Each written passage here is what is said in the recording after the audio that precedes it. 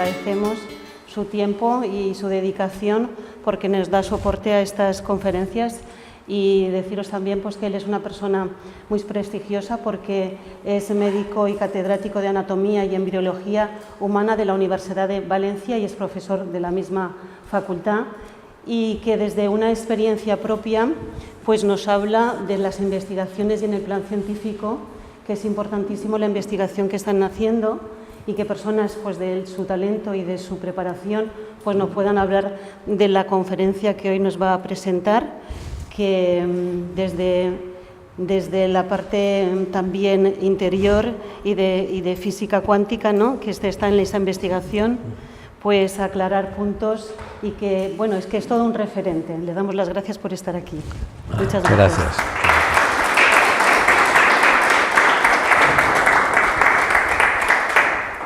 Bueno, muchas gracias, porque siempre son de agradecer las palabras amables y alabatorias, ¿no?, de alguna forma. Yo voy a hablar hoy de ritmos biológicos y, bueno, es un tema complejo, muy complejo, que yo he intentado pues, hacerlo lo más asequible posible. Voy a proyectar, aunque voy a hablar, pero voy a proyectar frases que sirven para que los que no estáis muy versados, pues a lo mejor os sea más fácil el poder seguir la idea de lo que quiero transmitiros. Hay que tener en cuenta que nosotros muchas veces no nos damos cuenta, o casi nunca nos damos cuenta, de que estamos inmersos en una dimensión que a nosotros nos parece que es lo único, lo más excelso, pero que en realidad es algo infinitamente pequeño. Porque, por ejemplo, en esta fotografía, esa fotografía es una fotografía que hizo la NASA, lo publicó hace unos años. Eso es nuestra galaxia. O sea, nuestra galaxia, y ahí estamos nosotros. El centro de la galaxia es esto, la galaxia gira, como sabéis, va rotando y gira sobre un eje que se ha visto que es un eje de tipo energético. Eso que hay azul ahí son pues, energía que existe como eje, que no está muy claro por qué eso. Además, estas energías alcanzan unas dimensiones y unas longitudes muy por allá, mucho más allá de lo que es la estructura de la propia galaxia. Entonces, en esta galaxia, y hay, fijaros, cantidad de puntitos, los puntitos son sistemas planetarios, soles, planetas, etcétera. Nosotros estamos en este brazo aproximadamente a este nivel, en un brazo externo de esta galaxia. Ahí estamos. Y eso somos nosotros. Imaginaros dentro de esto. Por favor, perdón, porque este no se oye bien, ¿no? Claro. No se oye nada. Ahora sí. Entonces, me lo dejo también. Lo dejo, ¿no? Sí. Vale, sí, es que es mejor así. Bueno, entonces, lo que decía es que esto está girando, y está girando lo mismo toda la galaxia, entonces se van produciendo ciclos, se van produciendo ritmos que van pasando. Entonces, todo lo que acaece ahí dentro tiene una ritmicidad. Hay una ritmicidad. Entonces, por ejemplo, si aquí lo vemos, en la universidad, o sea, en el universo, nada reposa. O sea, todo, absolutamente todo, está en movimiento y todo está vibrando. Por esa razón que yo os he dicho ahí. Ahí en este pequeño esquema que intenta simular lo que hemos visto antes real, pues se ve ahí que todo va girando en torno a un centro que es el Sol, en este caso, pero que ese Sol, en este caso, es un sistema planetario. El nuestro está dentro de la galaxia, o sea que se repite el esquema totalmente. El esquema grande de la galaxia, y luego dentro de esa galaxia hay soles en torno a los cuales hay un sistema, y siempre es lo mismo. Todo se repite, todo se da vueltas. Entonces, la Tierra gira alrededor del Sol y se alterna, sobre todo, con lo más importante, que es las fases de luz y de oscuridad. Siempre hay fase de luz, fase de oscuridad. Y además está rodeada por un fuerte campo electromagnético, nuestra Tierra, porque esto ya estamos refiriéndonos ya adentro del planeta Tierra, fuera, ya dentro del sistema solar, ahí. Entonces, dentro de esa Tierra, que por ejemplo podría ser esta, pues entonces hay un campo electromagnético, como si una resonancia, que es de 7,83 hercios, que está sincronizada con la naturaleza y con la biología de los seres vivos. Es decir, que tanto las fases de luz y de oscuridad como las fases de electromagnetismo están sincronizadas, y a su vez están sincronizadas con toda la biología, porque nosotros realmente somos como un microcosmos, somos un mundo que simila o se asemeja a todo ese mundo que cada vez es mayor, y que podríamos irnos hasta el fondo del universo, todo exactamente igual. Bien, entonces eso es importante tenerlo en cuenta. Entonces, por tanto, los ritmos biológicos persisten en condiciones constantes. ¿Sí? ¿Mejor? Son condiciones constantes que son periodos que se aproximan a 24 horas, porque sabéis que es el tiempo que tarda el planeta en dar la vuelta al Sol. Entonces, ese ritmo, están regulados por un ritmo biológico, por un reloj biológico interno. Es decir, vámonos a lo más simple.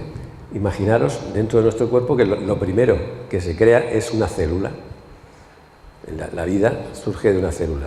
Entonces, esa célula, que está aislada, tiene su ritmo y tiene su reloj, el reloj celular. Pero conforme se va uniendo a otros,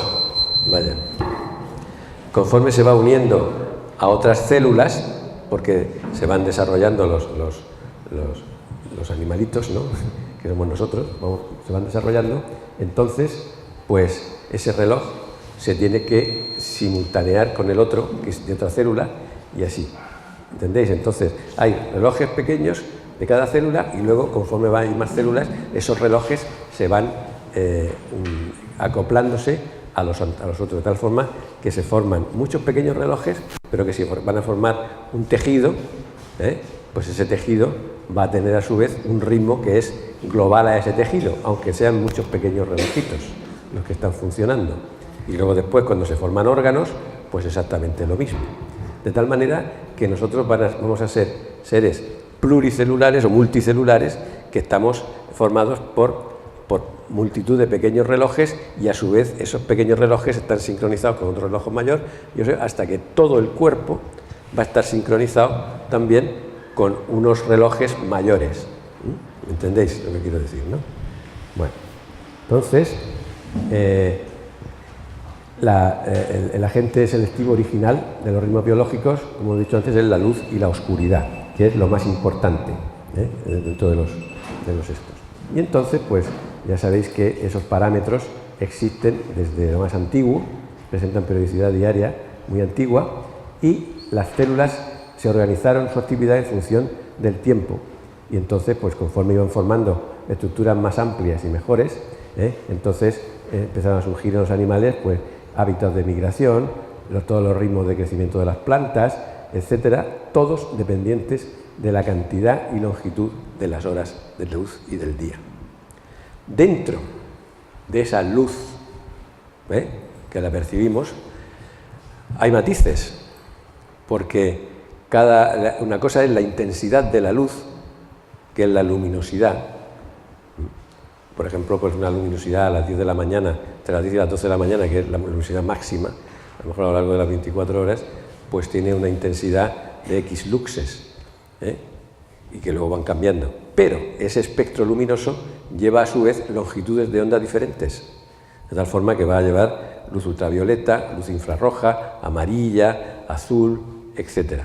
Y cada una de esas longitudes de onda va a tener un efecto determinado y concreto sobre las células, sobre el reloj biológico de las células.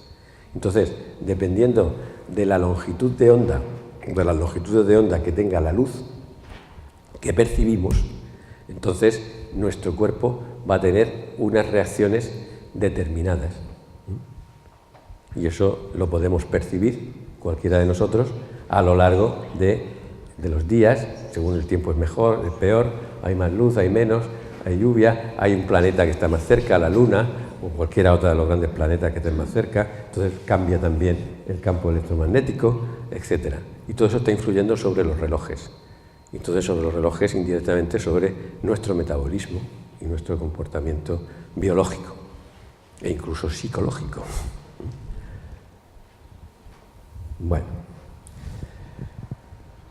entonces los seres vivos, para mantener esa conexión, porque eso es lo que nos conecta con el universo, esos relojes y esa influencia, entonces tienen que desarrollar mecanismos que sean capaces de medir el paso del tiempo a nivel diario, a nivel estacional y a nivel anual. Entonces, dentro de este sistema complejo existen diferentes relojes o mecanismos que están interconectados. Habrá uno que es el que establece un límite en las divisiones celulares, que las células se dividan en mayor o menor frecuencia. Ese es uno de los mecanismos o de los relojes más importantes respecto al envejecimiento. Ese reloj está ubicado en una de las partes más esenciales de la célula, que son los cromosomas.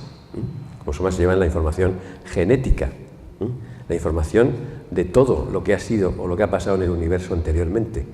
Dentro de nosotros está todo lo que ha sido, aunque no seamos conscientes de ello, pero lo llevamos, esa información la llevamos dentro, en nuestros genes. Entonces, en el extremo de estos son los cromosomas, ya sabéis que son los cromosomas, entonces, pues en los extremos de los cromosomas hay unas estructuras ahí que se llaman telómeros, y los telómeros producen una proteína que es la telomerasa.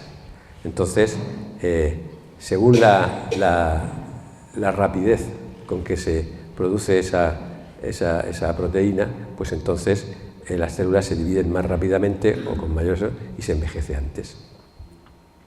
Por lo tanto, el envejecimiento es algo que ya llevamos determinado genéticamente. Habrá factores externos que pueden acelerarlo, evidentemente, según la vida que uno lleve, según toda esta serie de cosas, pero aparte de eso, básicamente nosotros tenemos un determinismo de envejecimiento. Por eso hay personas que envejecen antes y más rápidamente que otras, a lo mejor en las mismas condiciones, ¿no? Pero es por eso, por el reloj ese celular genético que llevamos. Ese es el que marca se llama el reloj celular, el que marca las divisiones celulares y por tanto el envejecimiento, como he dicho antes, el acortamiento de los telómeros.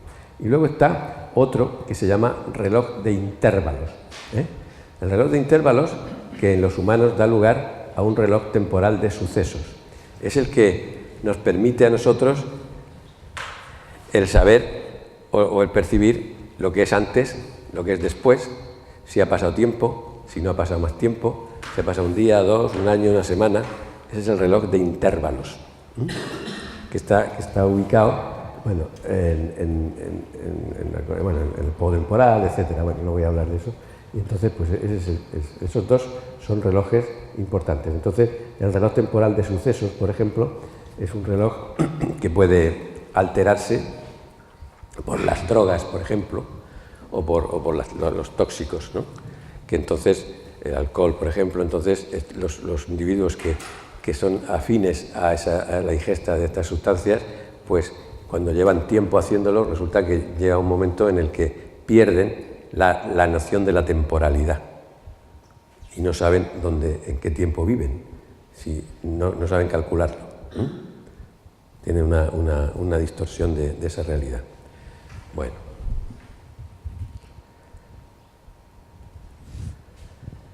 Como he dicho antes, la intensidad de la luz influye enormemente en el sistema circadiano y en la manifestación de los ritmos. Y entonces hay algo que es importante también, y es que los ritmos tienen la capacidad de ser encarrilados, es lo que yo decía al principio. Es decir, que esos ritmos que están establecidos individualmente en las células y que luego se van completando, entonces tienen que adaptarse a otros ritmos con los que conviven de otras células que tienen, otros tejidos, etc. Y entonces y además tienen que encarrilarse también con los agentes externos que vengan. Entonces, eso es lo que se llama el enmascaramiento de los ritmos biológicos. Son modificaciones del ritmo interno que hay que se adaptan a las influencias externas, pero sin modificar su base endógena. O sea, tienen su ritmo, pero se adapta al ritmo de lo que tiene alrededor, biológico y físico. Y entonces, de esa forma, van funcionando mejor. Eso es como la vida misma. Entonces, ¿cómo está organizado un sistema biológico de ritmo? Es lo que se llama el sistema circadiano. Bueno, pues ahora veremos. Un sistema circadiano quiere decir que es un sistema que regula el ritmo circadiano, es el ritmo de 24 horas. Circos, viene del griego, significa vuelta, da la vuelta, de 24 horas. Entonces, han de tener el componente endógeno y un sincronizador ambiental y ritmos biológicos horarios. Esas tres estructuras son las que configuran lo que es un sistema circadiano. Y entonces es importante la relación entre ellos. Lo importante es entre el sincronizador ambiental, que es y el reloj biológico, que sería el primero, el endógeno, y su mecanismo de acoplamiento. Entonces el mecanismo de acoplamiento se va a llevar a través del sincronizador ambiental.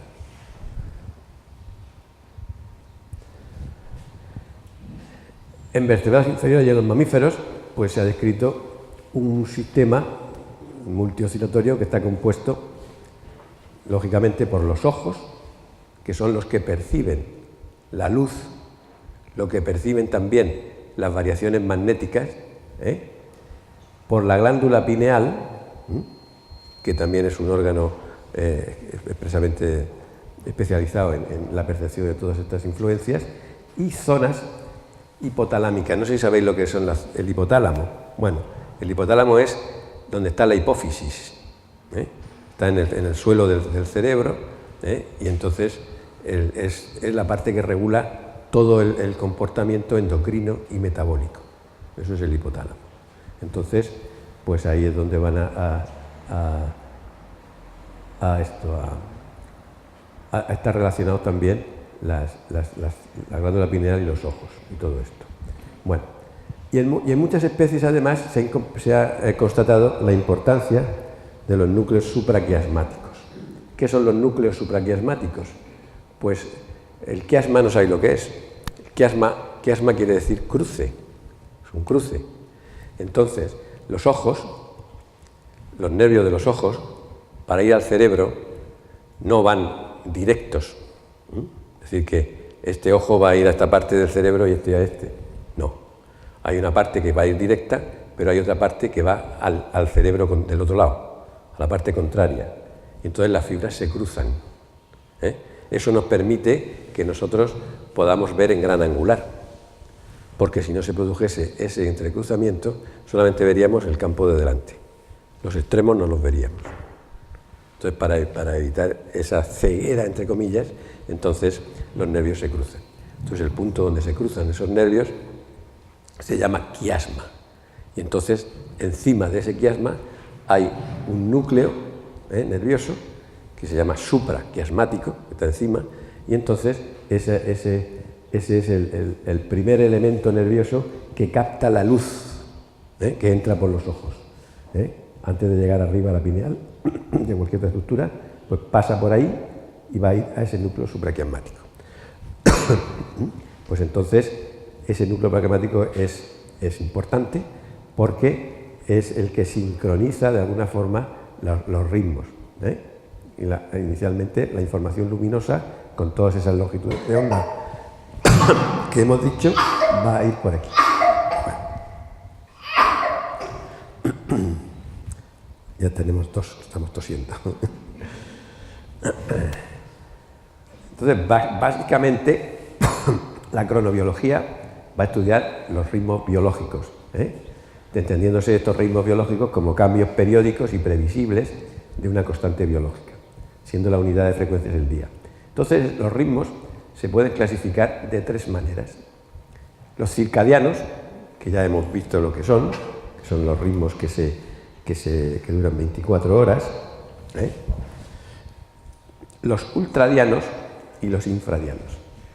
Fijaros, aquí está el reloj biológico, y entonces, pues son los que hemos dicho antes, y entonces este reloj biológico va a recibir información o sincronizador del fotoperiodo, de la temperatura, del sonido, de la lluvia, etc.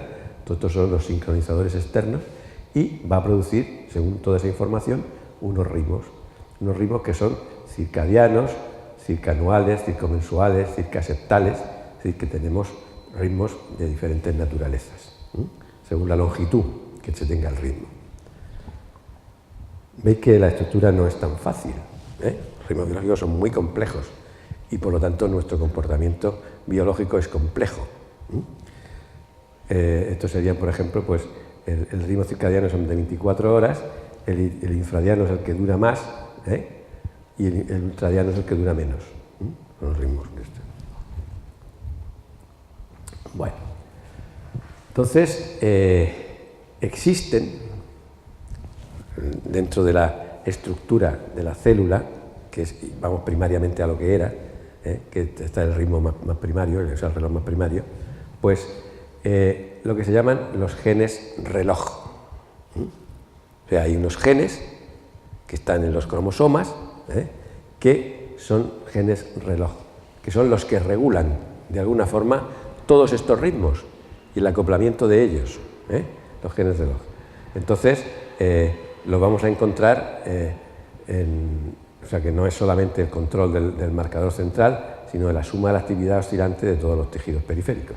Entonces, hay un tejido, que voy a hacer hincapié más que nada, porque es quizás lo que más es en el ritmo de la alimentación. Hay un tejido, que es el tejido adiposo, que tiene un gen reloj, que es lo que se llaman las adipocitoquinas. Bueno, lo he puesto ahí para que, si alguna vez lo oís nombrar, que sepáis lo que es. Que hay otras también, como estas y tal, que están presentes en el plasma y que no tienen unos amplios ritmos circadianos, pero que porque se encuentran atenuados o ausentes, por ejemplo, en los individuos obesos. Es decir, que estas estructuras en los individuos obesos desaparecen o disminuyen la actividad, y entonces el individuo engorda. Estos mediadores endocrinos son el punto de unión molecular entre el aumento de la adiposidad, también está relacionado con la diabetes tipo D2 o incluso con un síndrome que se llama síndrome metabólico. O sea que ya vemos que ya hay un factor ahí del que no somos conscientes, pero que existe y que es el gen reloj del sistema, el tejido adiposo. Y que según esos mediadores estén o no estén, pues en funcionamiento más o menos, pues eso influye en la adiposidad, aunque hay otros factores también. Entonces, todos los genes reloj analizados, aquí los he puesto, pero no voy a hablar de ellos, para que veáis los que hay, que tienen nombres según las proteínas y todas estas cosas. Pues entonces los genes analizados muestran ritmos circadianos en su expresión dentro del tejido adiposo. Algunos de ellos tienen un pico al final del periodo luminoso, oscilan. Otros presentan una caída en ese periodo. O sea, que unos suben, otros bajan. Y otros tienen su expresión máxima en puntos concretos del día, como ejemplo a las 18 horas y a las 12 horas, estos dos, por ejemplo. Entonces, la ritmicidad de estos genes es importante en el mantenimiento de la normalidad metabólica, ya que algunos, como este, PER2 quiere decir, es una apócope del period, del inglés period 2, que es uno de los genes. Entonces, el PER2 actúan como un importante factor supresor en la aparición de tumores, especialmente en la mama. Y ahora vamos a comentar, ahora después, qué importancia tiene esto en la aparición de los tumores de mama. Mucho, más de lo que ya se ha visto que los ritmos nocturnos favorecen la aparición de los tumores de mama. Las mujeres con polimorfismo de este periodo son más susceptibles a padecer tumores de mama premenopáusicamente o un síndrome que se llama de la fase de sueño retrasado, con marcadores funcionales alterados, como son la melatonina o la termorregulación. O sea que estos genes, los genes periodos que son 3, hasta ahora que se han descrito, pues son muy importantes en la regulación de todas estas cosas. Y eso, como veremos después, en los ritmos de vida que han cambiado, están favoreciendo la aparición de tumores, evidentemente, cada vez más. Entonces, bueno, esto es tal. Estos, que hemos dicho antes, están altamente implicados en la regulación de los ciclos circadianos, regulando oscilaciones circadianas en el núcleo supraquiasmático, como hemos visto antes, y son fundamentales para la adaptación a los cambios ambientales que se puedan producir. Entonces, su alteración funcional modifica las oscilaciones circadianas y desencadenan alteraciones en la sincronización de la división celular, que hemos visto al principio, y hay una disregulación del ciclo celular que puede desencadenar patologías a la larga. Una de las patologías más famosas, más conocidas, son los tumores. Bueno.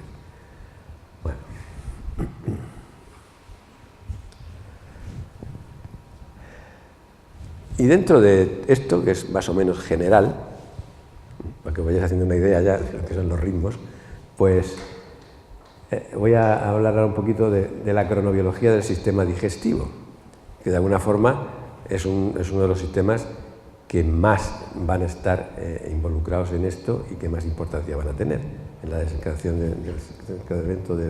de las patologías. Entonces, la actividad rítmica del aparato digestivo varía notablemente a lo largo del día, es decir, que no hay una actividad rítmica fija a lo largo del día, sino que varía notablemente. Y muchas de las patologías del mismo muestran una clara ritmicidad circadiana. Por ejemplo, las úlceras, que tienen un periodo estacional, se exacerban ahora, por ejemplo, en la primavera y en el otoño, y como otras patologías que tienen su ritmicidad. Entonces, puede condicionar esta ritmicidad el beneficio de la ingestión y la respuesta a la acción de los medicamentos. Esto es bastante importante, la cual puede depender también de la hora del día, de la fotofase y de la estación. Porque una de las cosas que no se tiene en cuenta y que sin embargo es fundamental es, por ejemplo, en las terapias con medicamentos, es que un medicamento no te puede hacer efecto si no se toma a la hora en la que el tubo digestivo va a asimilar ese medicamento.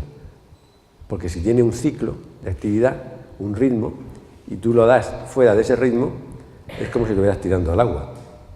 No te sirve para nada, como si no lo hubieras tomado.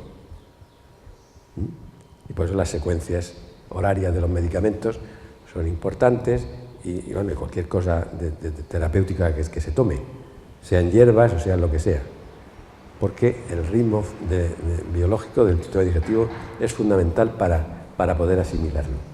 Entonces, toda la actividad del sistema digestivo es periódica y afecta a la motilidad. Motilidad es el movimiento, la contracción muscular del tracto, a la secreción de la bilis, a la secreción gástrica, a la pancreática, al flujo sanguíneo, a la tasa de absorción de gradientes, o sea, de alimentos. Todo eso, fijaros si tiene importancia. Entonces, todos los procesos implicados en la alimentación y la nutrición están sometidos a ritmos gobernados por un marcapasos central, que está, a su vez, encarrilado por la luz-oscuridad, y controlada por la hora de la ingestión y el tipo de alimento. Eso es básico. Y sin embargo, no lo tenemos en cuenta. Y ahora mismo, bueno, en este momento de la evolución social en la que estamos, muchísimo menos. Porque ahora la vida nocturna es algo que cada vez está más en eso, y la vida nocturna es la que destruye todo esto. y luego pues la comemos a una hora que tal, comemos lo que no, cualquier cosita, en fin, un desastre. Entonces, claro, todo eso está alimentando la aparición de cantidad de patologías que no se veían. Cuando yo era estudiante había cosas que no, un tumor de páncreas, eso era una cosa excepcional, o de hígado. Ahora son tumores que se ven con una frecuencia tremenda, ¿no? Bueno, la motilidad gastrointestinal tiene su base en la propia musculatura, ¿eh? Esto es una masa intestinal, por ejemplo, ¿veis? Y entonces está cortada y veis que entran los vasos y los nervios. Entonces hay unos nervios que van a la musculatura y otros nervios que van a la mucosa, es decir, a donde están las glándulas, a la submucosa, donde están las glándulas que producen los jugos gástricos intestinales de naturaleza diferente. Tal. Entonces son estos nervios los que llegan ahí. Estos nervios forman parte de un sistema, que no sé si alguno habéis oído hablar de él, que es el sistema vegetativo. Un sistema que no está controlado por el cerebro, o sea, por nosotros, la voluntad, sino es un sistema que funciona autónomamente, funciona a su aire. Bueno, a su aire no, a su ritmo biológico. Y entonces vemos, por ejemplo, que todo el intestino no tiene el mismo ritmo. Por ejemplo, el estómago pues tiene este funcionamiento de contractibilidad y de secreción. El intestino delgado tiene este y el colon tiene este. Son diferentes. Entonces, pues, cada tramo digestivo tiene un patrón característico. Aquí fijaros, de una manera global, pues este sistema vegetativo que viene desde arriba, desde el cerebro, de la parte baja del cerebro, y entonces pues, no tiene control por la voluntad ni por nada, funciona a su aire, con sus ritmos, etcétera, y va a ir a todo el sistema, a todo el intestino, como veis aquí. Las fibras que están de un color son de un sistema que se llama simpático y el otro de otro sistema que se llama parasimpático. La diferencia entre ellos es que uno libera adrenalina y el otro libera otra cosa que se llama acetilcolina. Entonces, están siempre en equilibrio. Bueno, deben estar en equilibrio. Cuando no están en equilibrio, pues vienen lo que se llaman las distonías, el desarreglo. Todos cuando hemos tenido algún estrés, alguna historia, pues el tubo digestivo es lo primero o emocionalmente, ¿no? O sea, porque este sistema es muy dependiente del cerebro emocional.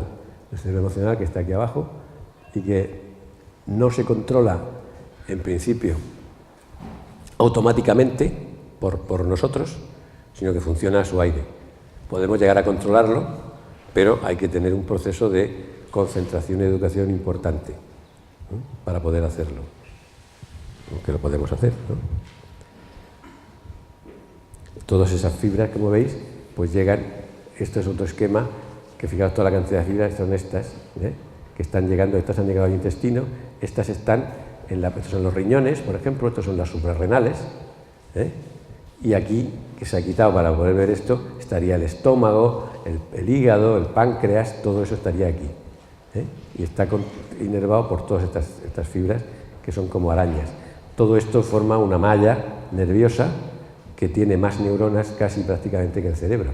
Se le conoce como cerebro abdominal y que no depende de nosotros, sino que funciona por sus ritmos. Bueno,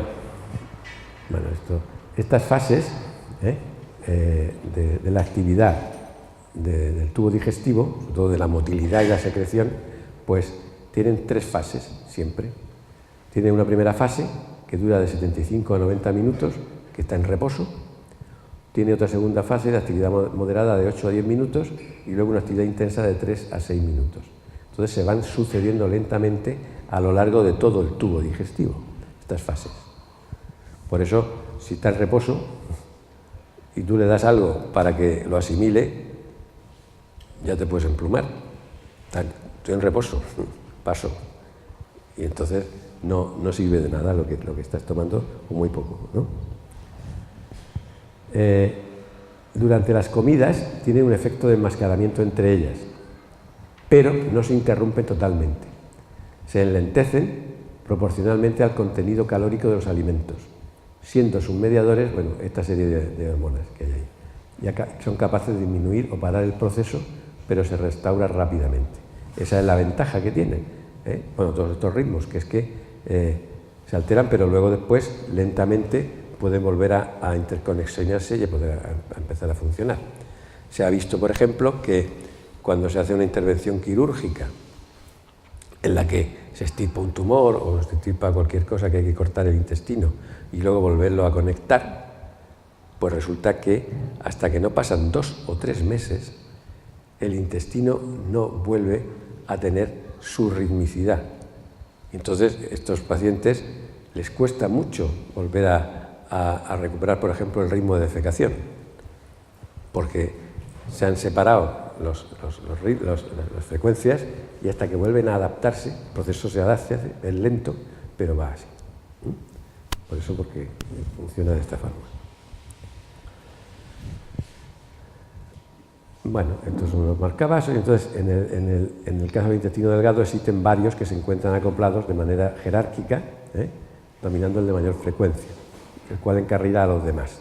Esto es lo que os he dicho antes, hasta que no pasan 45 o 60 días, o sea, un mes como mínimo, o incluso más, entonces se van regenerando los nervios y vuelven a acoplarse.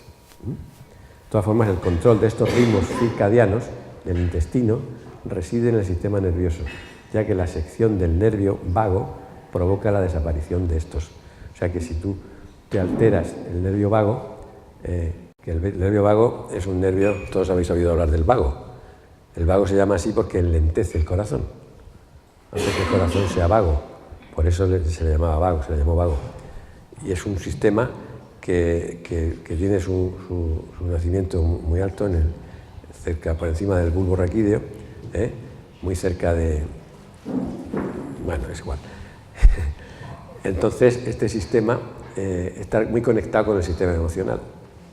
Entonces, las emociones pueden afectar al vago y entonces alterar el funcionamiento del tubo digestivo. Incluso en las mujeres, por ejemplo, que son más emocionales, cuando están sometidas a un proceso así emocional, que además más crónico a lo mejor, porque le dan más vueltas a la cabeza las cosas, pues entonces aparecen, por ejemplo, trastornos de la secreción de la bilis, que se hace más lenta, las digestiones son más pesadas, cuestan más, etc. O sea, hay muchas manifestaciones de tipo vegetativo que se alteran por la alteración del vago.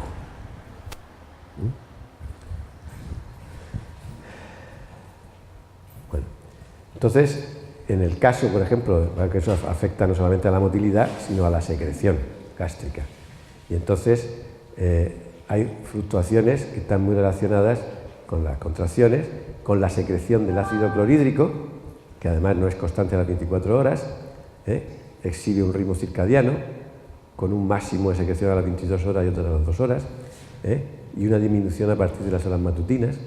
Y entonces esto va relacionado con la actividad de otra sustancia, que es la persina, la cual se activa a un pH óptimo de 1, se inactiva a las 6, al de 6, etc. Daos cuenta con esto, lo que quiero deciros es que hay una interrelación entre acidez y alcalinidad en el intestino. Y eso es otro ritmo, que si se altera, también va a producir disfunciones en la asimilación de los alimentos.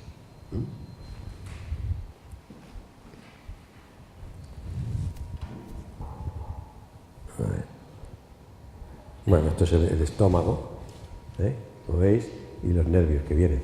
El simpático, que es el rojo, y el parasimpático, que es este. Como van a inervar al estómago, y claro, va a alterarse pues, la ritmicidad no solamente de la contracción muscular, sino de la secreción de jugos gástricos. Bueno, entonces, la observación y la experimentación han puesto de manifiesto que junto a una dieta equilibrada, la hora del día de la ingesta y la frecuencia de ella son importantes para mantener un equilibrio alimentario. O sea que esa es la consecuencia que sacamos. Primero, depende de la dieta y sobre todo depende también de la hora del día de la ingesta y la frecuencia de ella. Son 3 factores fundamentales. Entonces, los cambios de hábito de trabajo, como yo comentaba antes, como los rotatorios o los nocturnos, provocan alteraciones de los ritmos circadianos y a la larga grandes alteraciones gastrointestinales, no solamente por el cambio de ritmo horario, sino por el tipo de alimentación que estos turnos conllevan. Comida fría, bocadillos, excesiva ingesta de café, de carbohidratos, de alcohol, de tabaco, etc. Además de aumentos de los lípidos, o sea, los lípidos, las grasas, elevación del índice de la masa corporal o incluso resistencia a la insulina, que es lo que va a provocar después pues, que haya patología diabética. La alteración del ritmo circadiano, como he dicho antes, gastrina, secreción ácida, puede dar lugar a las alteraciones del apetito, a las dispepsias. Dispepsias son alteraciones por ejemplo, de los ritmos de evacuación, o que haya tendencia a náuseas, a vómitos, etc. Formación de gases, estreñimientos, diarreas, dolores epigástricos, gastroduodenitis e incluso finalmente la úlcera. Todo eso puede derivarse simplemente de que se rompan los ritmos de alimentación y se coma pues, cosas que no corresponden, ¿no? Esto es lo que se resume: la ingesta de alimentos y el comportamiento alimentario están sometidos a una doble regulación, homeostática y circadiana, en la que el hipotálamo juega un papel predominante. Bueno. Entonces, la alimentación es un sincronizador de los ritmos biológicos. Como hemos dicho antes, la mayoría de los ritmos circadianos están controlados por los núcleos supraquiasmáticos, que a su vez están sincronizados con los ciclos ambientales, particularmente por los fotofásicos, por la luz y la oscuridad, aunque algunas variables están sometidas a los efectos de encarrilamiento y desmascaramiento de los horarios de alimentación. Esto quiere decir que algunas variables se encarrilan por la fotofase y otras por el horario de la alimentación. Es decir, que ambos tienen importancia en esto. La alimentación actúa como sincronizador de los ritmos biológicos. O sea, una alimentación adecuada en cuanto a cantidad, a hora y todo esto, pues sincroniza los ritmos biológicos. Y si no es así, se alteran.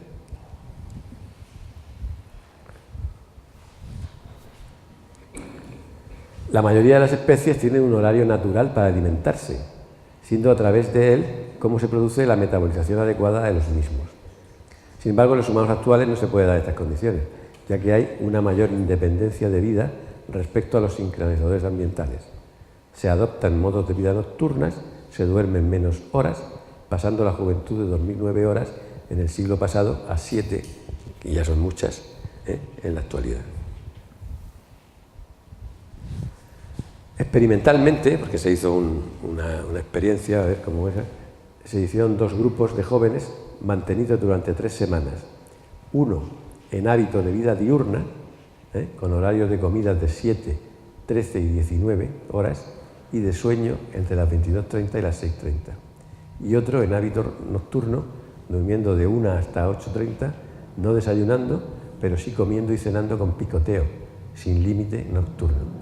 Se comprobó que la concentración nocturna de estas sustancias, que son las que están implicadas en toda esta regulación, mostraron un ritmo alto nocturno con un pico a las 3 horas, ritmo que se redujo considerablemente en el otro grupo. O sea que se vio experimentalmente que había una diferencia por los hábitos.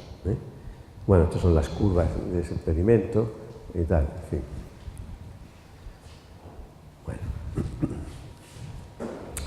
Bueno, y esto es más de lo mismo, es decir, que esto es referido a la glucosa plasmática, que aumenta en ambos grupos después de la ingesta, aunque la concentración se mantenía muy alta en el grupo nocturno de la glucosa y descendía muy fuertemente por la mañana. Y los niveles de insulina del grupo nocturno se dispararon por la noche. O sea, es lo que hemos comentado antes y tal. Luego después, cuando esos ritmos se cambiaron y se volvió otra vez a un mes de vida diurna, entonces los efectos revirtieron y se hicieron normales otra vez. Y estos son, bueno, resultados de las curvas, de todos estos trabajos, etc. Bien.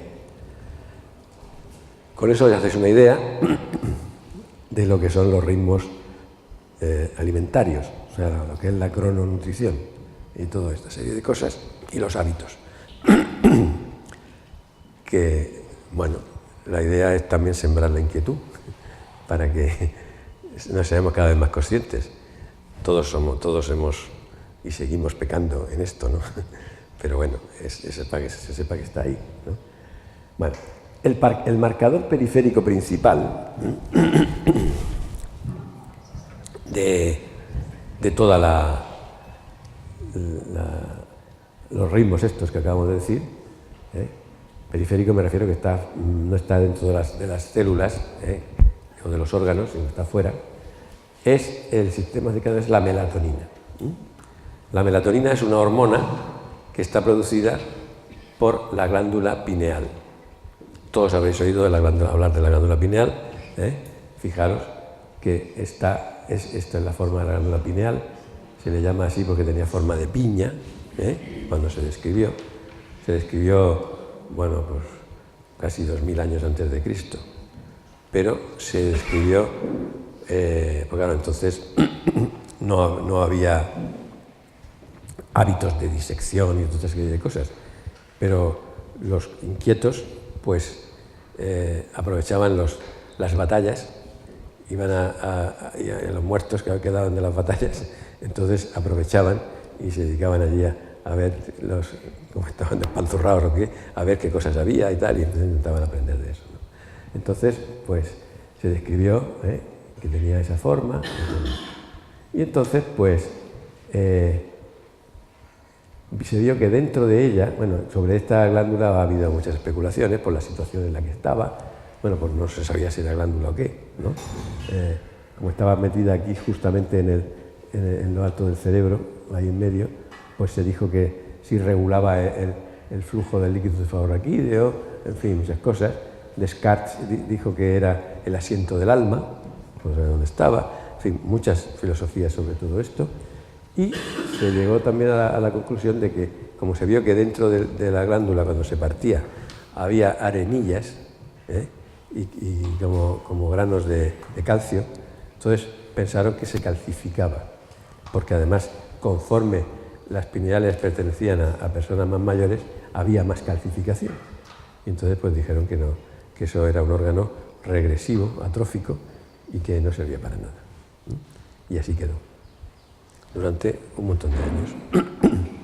Hasta que a finales del siglo XIX, principios del XX, curiosamente fueron tres médicos rurales alemanes, en sitios dispersos, que coincidieron en describir tumores pineales o alteraciones pineales con pubertad precoz en niños de 2, 3 años, 4 años, parecían esto.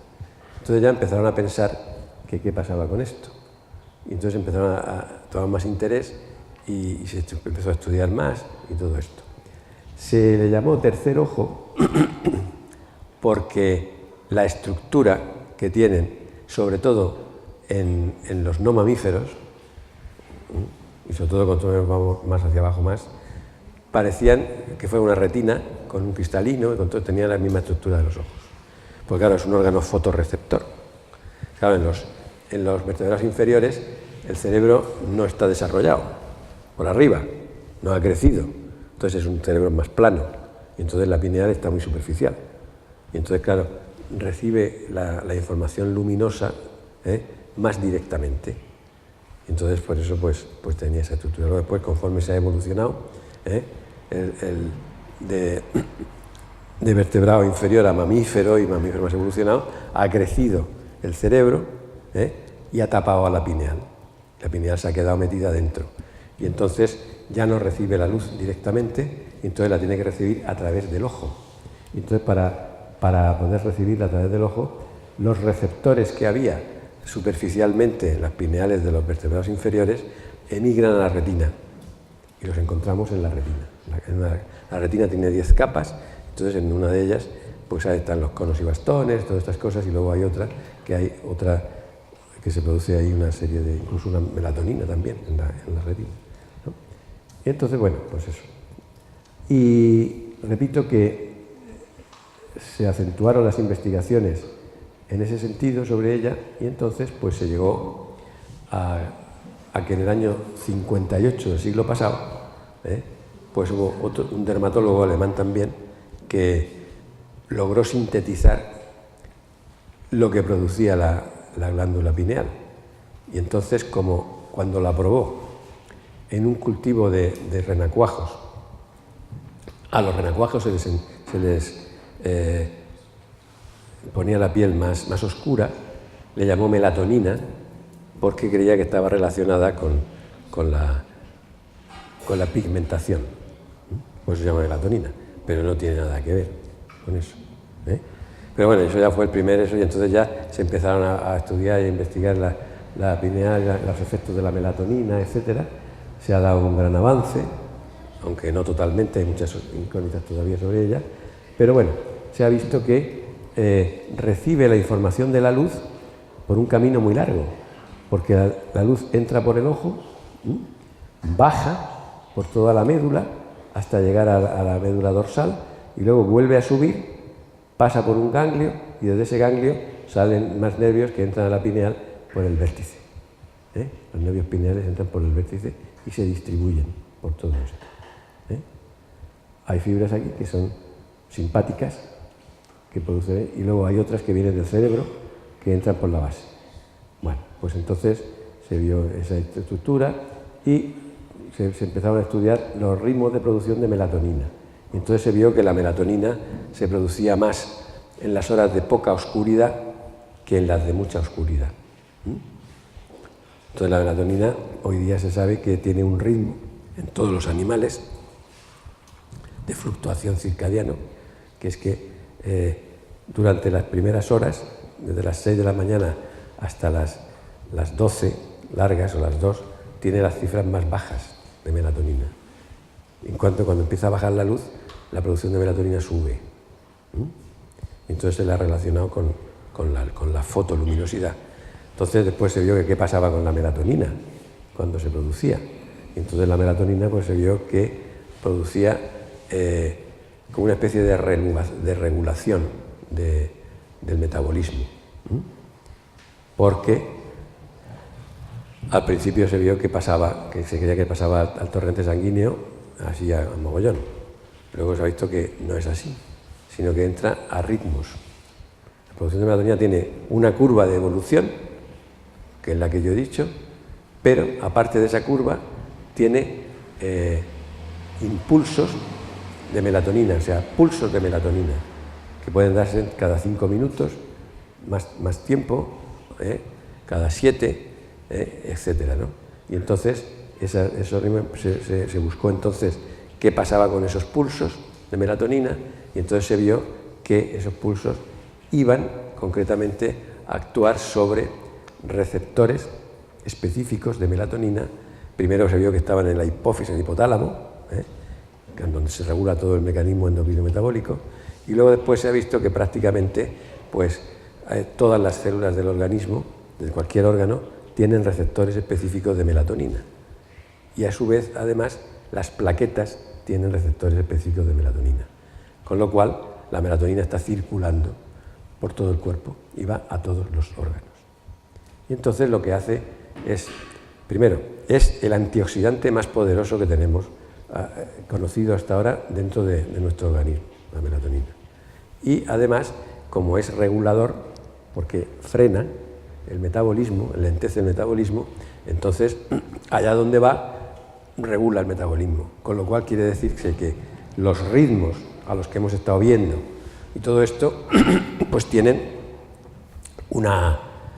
en la melatonina, digamos, la estructura bioquímica que frena y regula la formación de todos los ritmos que hemos hablado antes, incluso los endocrinos, porque va a ir a la hipófisis, a todo esto.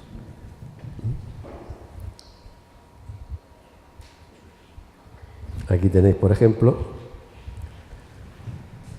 Bueno, esto es una célula, esto es un pinealocito, con todas sus estructuras, y entonces en el pinealocito es donde se produce la melatonina. Se recibe un impulso del sistema nervioso simpático, y entonces ese impulso va a ir aquí a pone en marcha todo un sistema, y ese sistema produce la melatonina que se vierte a los capilares. El problema de la melatonina es que es muy compleja la fisiología, porque bueno, tiene esos ritmos que hemos dicho antes, pero tiene ritmos pulsátiles, que eso complica mucho las cosas. Por eso no se ha podido establecer, además hay una idiosincrasia personal a la melatonina. No se puede decir, por ejemplo, en estos momentos al menos, que haya unas cifras normales de melatonina, como pueden ser las cifras normales de Matías o de leucocitos o de cualquier otro enzima, ¿no?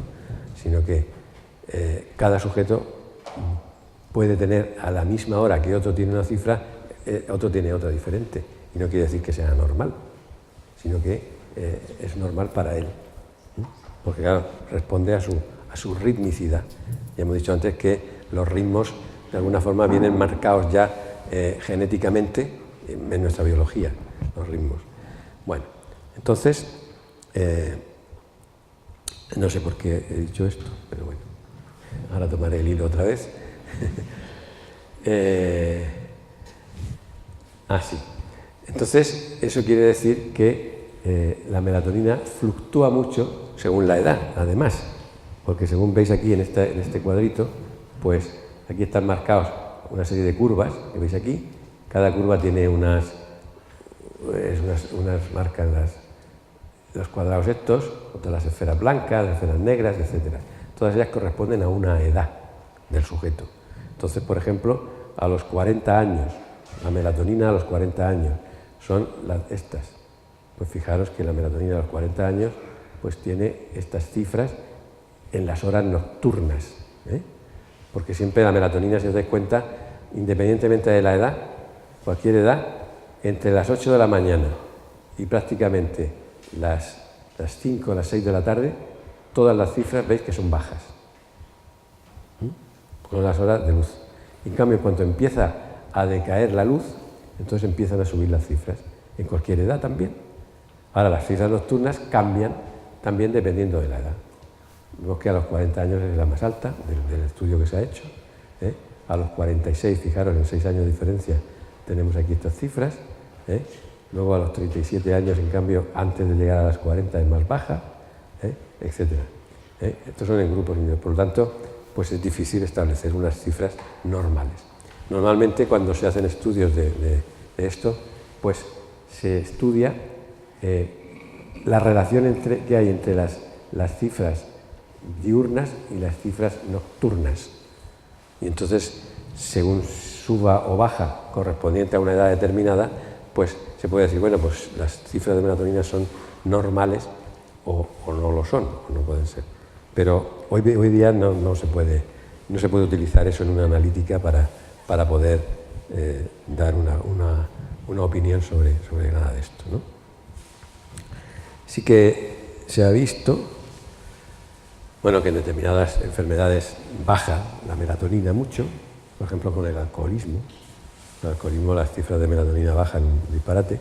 Incluso se ha hecho experimentos en animales, con ratas. Se les ha alcoholizado a las ratas, metiéndole alcohol en la bebida de agua, poco a poco, para que se vayan acostumbrando y aumentando las dosis cada vez más, hasta llegar a la mitad de alcohol y la mitad de agua, que entonces ya se hacen alcohólicas, efectivamente, y además le van buscando el agua. Y entonces las ratas, que tenían unas cifras normales, bajan drásticamente por las horas nocturnas las cifras de melatonina. Eso se ha visto también en alcohólicos humanos, que las cifras de melatonina son más bajas. Incluso en un trabajo que estamos haciendo nosotros se ha visto que alcohólicos que se le han hecho voluntarios, ¿no? O sea, se han hecho grupos, unos son alcohólicos que están en tratamiento, aunque no se les ha tratado durante el experimento, otros que son normales, que no son alcohólicos, y otros que son familiares de los alcohólicos en primer grado. Hermanos, hijos, tíos, etcétera, ¿no? Entonces, se ha visto que efectivamente los alcohólicos tienen cifras de melatonina diurnas y nocturnas muy bajas, que corresponde a esto. Los normales, los que no son alcohólicos, las tienen normales. Y lo más curioso es que los familiares en primer grado tienen cifras bajas de melatonina. Con lo cual, eso es muy sugestivo de que puede haber un condicionamiento al hábito, en este caso de drogodependencia del alcohol. No sabemos si en otras drogodependencias podría existir esa, pero que puede haber una tendencia, ¿no?, a una adicción determinada si tiene con el alcohol, desde luego. Si las cifras son bajas, hay una tendencia a adicción alcohólica, si toma alcohol. El hecho de que haya una correlación, no sabemos si es la causa o consecuencia. Quiero decir, una persona que es la madre de un alcohólico, por ejemplo, esto le impidió muy bien, está siempre pensando en este tema, y a lo mejor le hace... Bueno, esos factores psicológicos también pueden influir, por supuesto. Eso está claro. Sí, efectivamente. La causa psicológica es muy importante, porque la mente puede hacerte enfermar, eso es evidente, está claro. Bueno, bien, pues hay otra cuestión interesante en la pineal, y es que resulta que empieza a sospecharse de que no sea un órgano, por estas razones de los picos de producción de melatonina, que no sea un órgano único, sino que en realidad en una estructura que es muy pequeña haya multiórganos. Porque se ha visto, por ejemplo, que esto es una pineal que está cortada por la mitad, y está teñida con un azul, y entonces se ve claramente que la parte central se tiñe más densa que la parte periférica. Y entonces inicialmente pues se habló de que si había una corteza y una médula pineal. Se hicieron determinaciones de los núcleos, del tamaño de los núcleos, a grandes aumentos, ¿no? Y entonces se vio que efectivamente pues los núcleos de la parte más distal, o sea, más alejada de la punta, son más gordos, y conforme se van hacia abajo se hacen más chicos, ¿veis? Hasta que son aquí más bajos. Y a su vez hay diferencias entre la parte central y la parte periférica. Entonces se especula que puede que haya una parte que funciona periféricamente, otra central, y aparte que haya una parte distal, o sea, una parte de extremo, una intermedia y otra más proximal que funciona de manera diferente. Se han hecho trabajos de actividad de los núcleos y se ha visto que a lo largo de las 24 horas y a lo largo de las 4 estaciones, las curvas, a las 24 horas, o sea, haciendo determinaciones desde las 6 de la mañana hasta las 6 de la mañana del otro día, las curvas son diferentes de una estación a otra. Las curvas de una estación a las 24 horas aquí son de una manera, estas son de otra, pero si nos vamos más para abajo y más para abajo, son diferentes también. Con lo cual nos encontraríamos porque habría al menos ya con esas mediciones 6 órganos diferentes que tienen ritmos de funcionalidad diferentes, como si hubiera ritmos biológicos intrapineales diferentes dentro de la misma glándula. Y entonces el sincronizador sería la propia melatonina, claro. Y entonces esto hace que claro, si esto es así, entonces cada parte de estas va a mandar melatonina según su ritmo. Y eso explicaría un poco también esos ritmos de melatonina que se terminan en suero, que son pulsátiles y que aparecen a lo largo del día. Porque puede corresponder a que haya ritmos de cada una de estas partes. ¿Y qué pasa con esto además? Como hemos visto que los tejidos periféricos y los órganos periféricos tienen sus ritmos y que todos van a recibir melatonina, impulso de melatonina, pues entonces, claro, la melatonina puede ser el elemento que marque el ritmo de cada órgano, su funcionalidad. Y entonces se puede ir mucho más lejos. Claro, especulando son especulaciones, por supuesto. Que esto precisamente sea o pueda ser la circunstancia que marque que un sujeto pueda enfermar de algo determinado en un momento determinado, porque ya genéticamente está determinado así, que pueda tener una patología así. Y como la pineal es lo que de alguna forma nos conecta con el universo es lo que va a determinar en nosotros que podamos tener, esto es una especulación, lógicamente, pero bueno, hay que especular y hay que imaginarse posibilidades y cosas, ¿no? Entonces, pues, que sea una especie de regulador de la vida, ¿no? De la vida del individuo, porque estamos, aunque yo no soy determinista, pero sí que pienso que de alguna forma en la biología, por la carga genética que llevamos una impronta que la podemos modificar, evidentemente. Por eso vamos evolucionando, por eso vivimos más, por eso, porque claro, hemos ido cambiando las determinaciones previas a las que nos sometía la época social en la que estábamos, ¿no? Y ahora, pero de alguna forma, pues eso podría ser una cosa interesante y sugestiva de investigar. Bueno, aquí es donde resume un poco lo que yo os he dicho, corteza, tal cual. Eso es una pineal con los nervios que entran, y entonces las flechas, los ritmos pulsatorios de melatonina van a ir al hipotálamo, a receptores celulares periféricos, a todo lo que hemos dicho antes.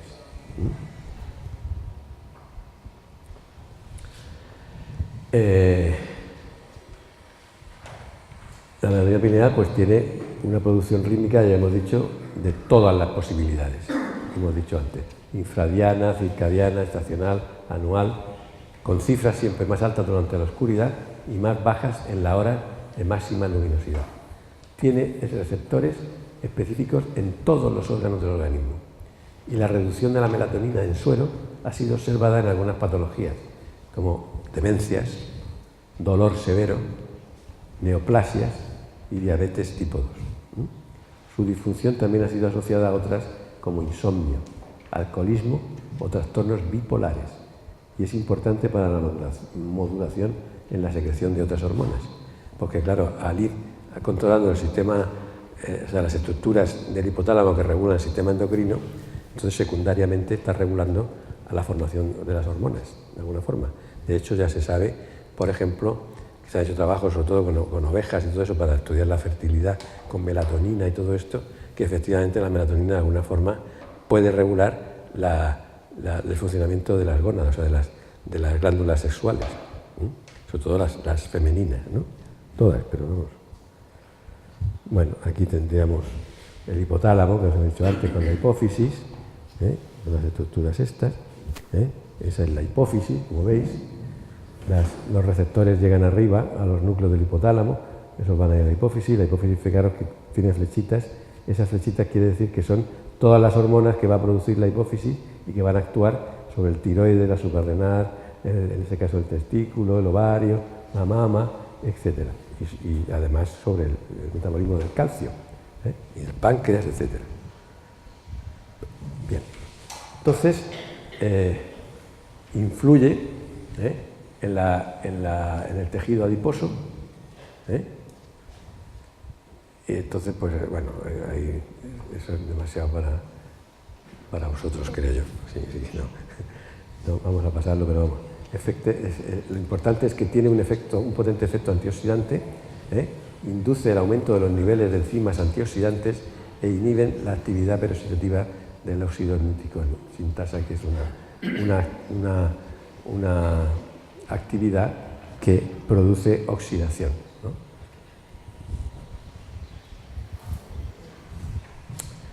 Pero hay una cosa curiosa que se ha descrito no hace mucho, y es que aparte de esta presencia de melatonina a través de la pineal, pues La melatonina se encuentra también en el tracto digestivo entre 10 y 100 veces más concentrada que en plasma y 400 veces más que en la glándula.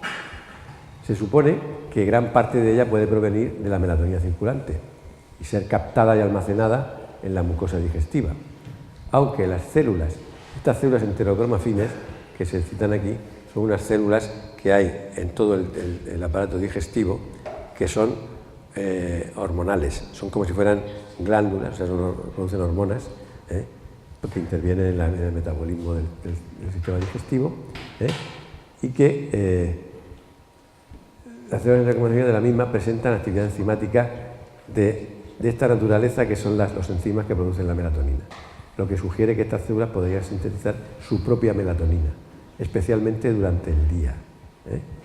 Su concentración en hígado es 15 veces superior a la plasmática. Es llamativo que la concentración en la bilis sea la más alta de todos los tejidos orgánicos. Su papel no está claro. Su secreción, a diferencia de la pineal, que es claramente fotofásica, está relacionada con la ingesta del alimento o con el ayuno prolongado, que determina un aumento de la cantidad, incluso a nivel plasmático. Es decir, que la melatonina que se produce en el tubo digestivo no depende de la luz y de la oscuridad, sino que depende de la actividad enzimática y, por lo tanto, de lo que comamos. Que eso es otro aspecto muy interesante. Bueno. ¿Quiere decir que cuanto más comes, más melatonina? No, más comes, no necesariamente, pero no, lo que produce es el tipo de alimento. Tipo de alimento. Claro.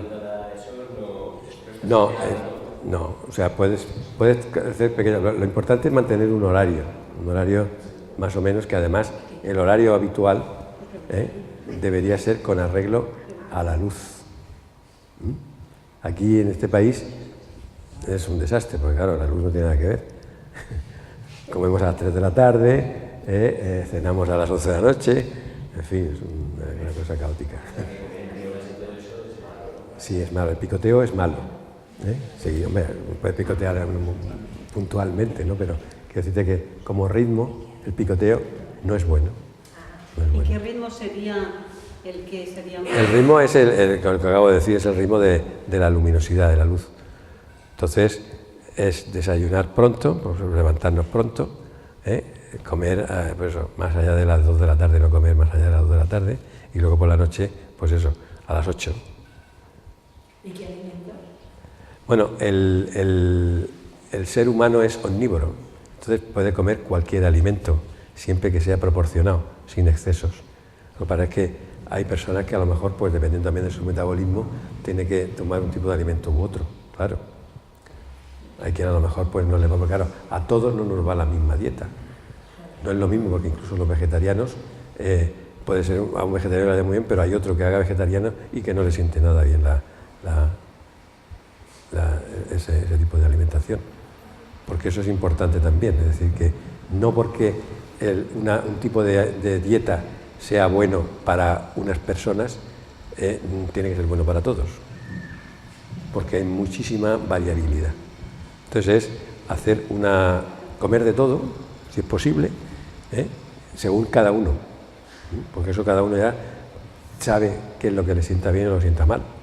Y entonces, porque al fin y al cabo el cuerpo es muy sabio y te va llevando de alguna forma. ¿Y entonces el almuerzo y la merienda eso? Hombre, el almuerzo, bueno, tú llamas al almuerzo claro, porque si tú no, es que el desayuno o almuerzo, como que ese ha de ser tiene que ser bueno, abundante, pero no tomarte el café y luego después a las 2 horas tomarte el bocadillo, sino que lo tomas todo de golpe. Lo mejor es que tomes, pues eso, cuando te levantas y tal. Claro, a veces por el ritmo de trabajo no te da tiempo, pero lo ideal sería justamente cuando te levantas. Pero yo desayuno a las 7 hasta las 4. Hasta las 2 no comes. No, hasta las 2 no como. Claro. Hay que comer algo, ¿no? Hombre, claro, pero ya. Yo siempre lo como. Sí, sí. Entiendo si hago bien comerlo. Sí, puedes comerlo. Pero, por ejemplo, si desayunas a las 6 de la mañana o a las 7, pues no hacerlo a las 11 de la mañana, sino que, pues eso, lo ideal sería pues a las 9, 9:30, eso es lo normal. Luego ya y luego ya está la hora de comer, claro. Porque si desayunas a las 11, claro, a las 2 no puedes comer porque no tienes ganas. Más si te has tomado un bocadillo, te has tomado cualquier cosa así abundante. Que eso distorsiona mucho el ritmo, claro. A lo mejor la alimentación a primera hora, abundante, desayunos han de ser abundantes, variados y abundantes. Y luego las cenas más sobrias, o sea, menos abundantes. Bueno, entonces, bueno, ya para ir terminando, pues os he puesto aquí una serie de cosas, de ejemplos para esto. Ahora sí que me voy a tomar un poquito.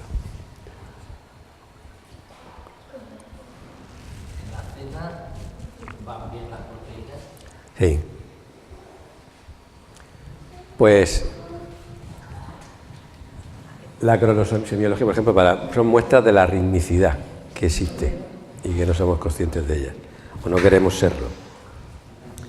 La cronosemiología es pues la cronología de los signos y síntomas en las enfermedades. Por ejemplo, pueden variar según estaciones, horas o días.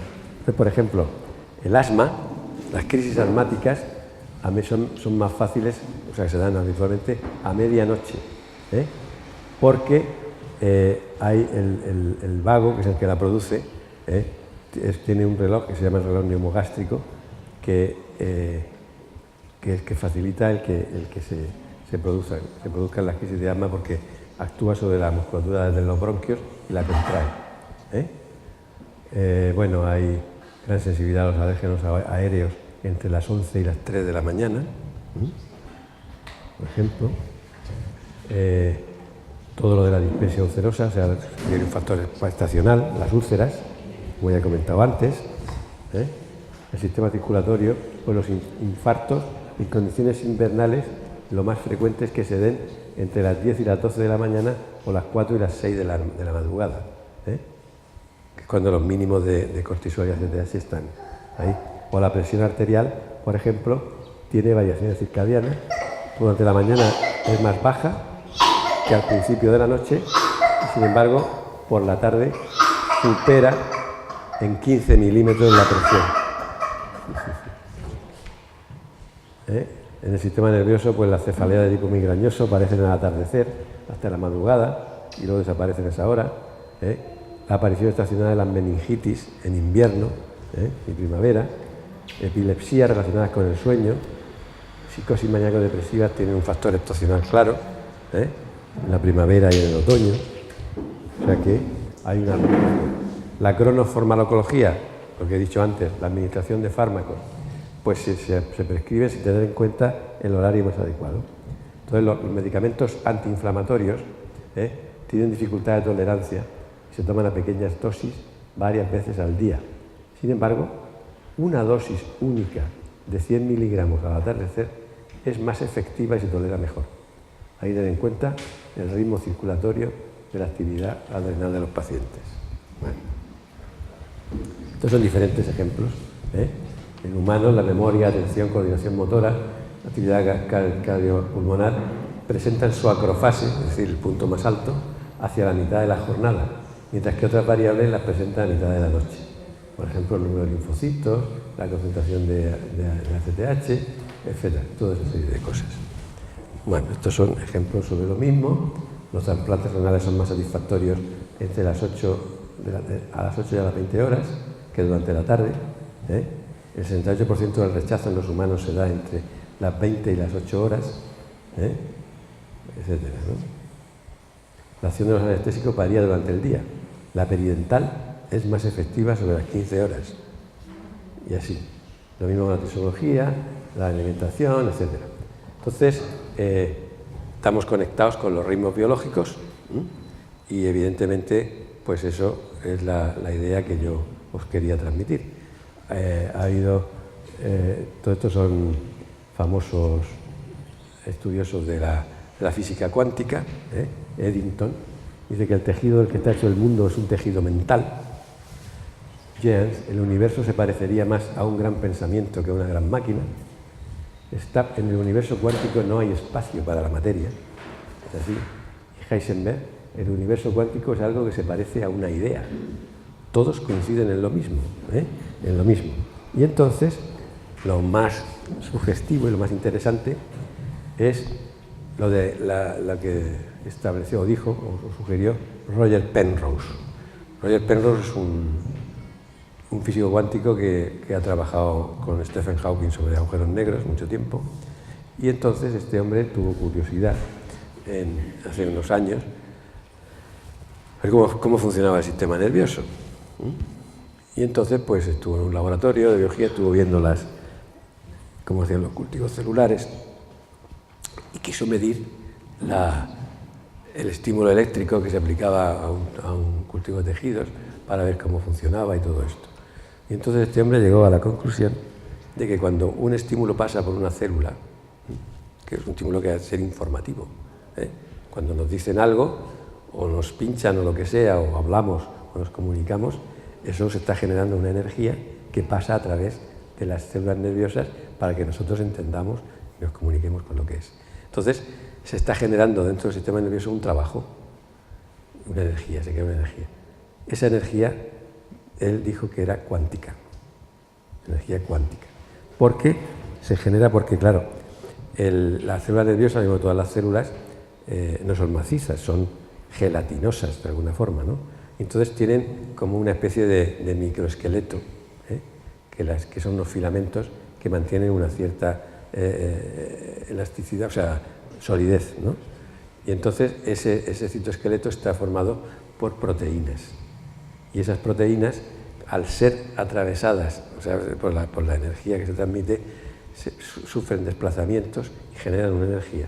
Y entonces esa energía, él dice que es energía cuántica y que va al universo. Y que por lo tanto la conciencia no está en el cerebro, sino que está en el universo. En el universo. O sea que nosotros, nuestra conciencia no está aquí, está fuera. Y entonces estamos conectados con esa conciencia a través de nuestros sentidos, a través de los ritmos biológicos, a través de toda esta serie de cosas. Por eso, claro, cuando... Dime.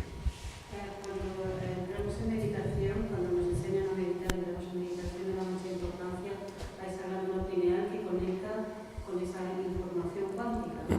Sí, eso es lo que se dice, sí. Para que eso no está demostrado ni se puede demostrar hoy por hoy.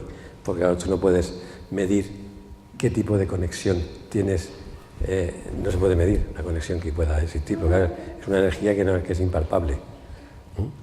Pero que bueno, todo esto tiene relación pues con lo que se habla de la conciencia colectiva y de toda esta serie de cosas. Y de que, por ejemplo, claro, cuando... Yo no sé si la última conferencia que di yo aquí, la otra, fue sobre la muerte, por casualidad. Sí. Pues, que la he dado tantas veces últimamente, que este año ha sido 3 veces ya. Por ahí. Pues, claro, cuando pasas la transición, cuando vas ya, entonces vas perdiendo a través de la desencarnación, o sea, de desencarnarte, pues vas perdiendo todas las conexiones con el mundo material. Y entonces te vas a conectar precisamente a la conciencia colectiva, que dice Penrose. Entonces todo lo que son pensamientos y todo este tipo de cosas, todo eso se queda en el universo. Son lo que se llaman las bolsas de conciencia. Cuando el sujeto ha desencarnado totalmente y se ha liberado completamente. Entonces ya no está sujeto a lo material para nada. Pues todo lo material lo ha ido dejando durante el periodo de desintegración, ¿no? Y entonces eso sería la conciencia colectiva y eso se queda ahí. Y entonces ya no tenemos esa conexión y somos conciencia pura. Nos vamos con la conciencia del universo. ¿Y los pensamientos? ¿Dónde nace un pensamiento? Un pensamiento nace dentro de nosotros mismos, pero el pensamiento cuando nace al mismo tiempo está pasando afuera. Entonces los pensamientos quedan en las bolsas de conciencia. Lo mismo que las voces, todo esto que estamos viviendo aquí hoy, todo eso está pasando y se queda ahí, en el universo. Y a lo mejor, dentro de X cientos de años, alguien viene a esta casa y dice que oye voces y tal. Entonces, campos genéticos.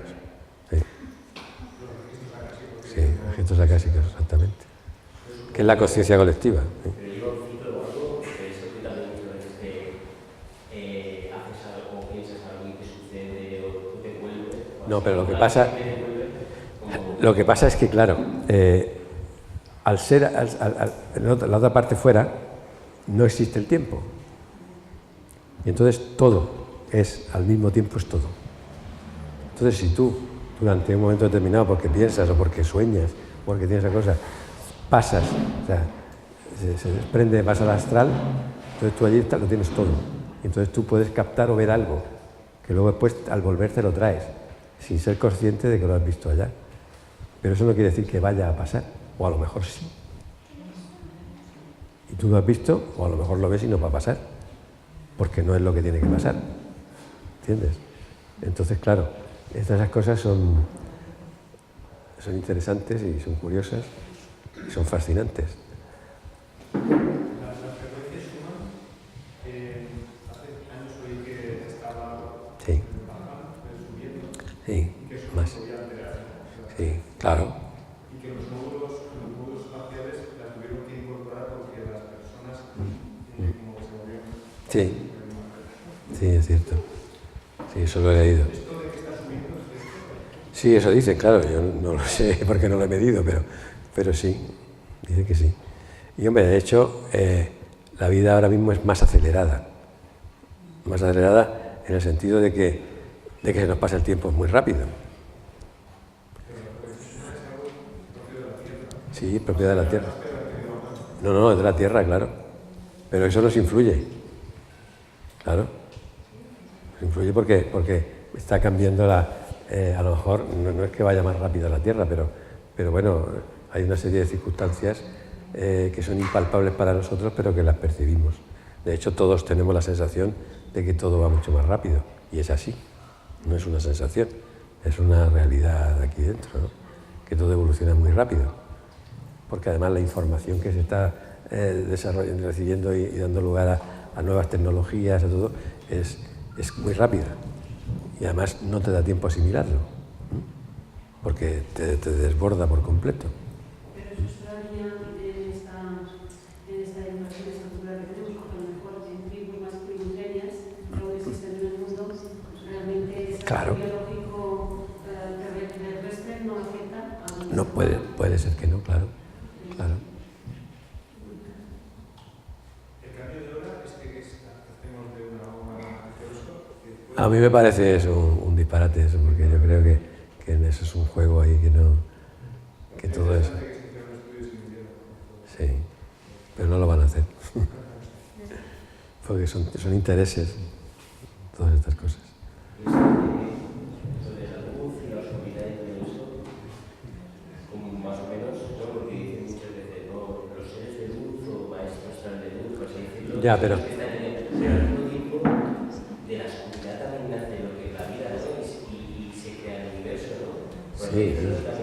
Sí, claro, hay lo que llaman la materia oscura del universo, que dicen que existe, pero todavía no lo han podido medir en ningún sitio.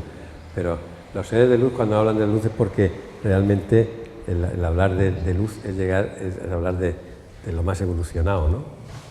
Es quizá una terminología, una forma de decir las cosas.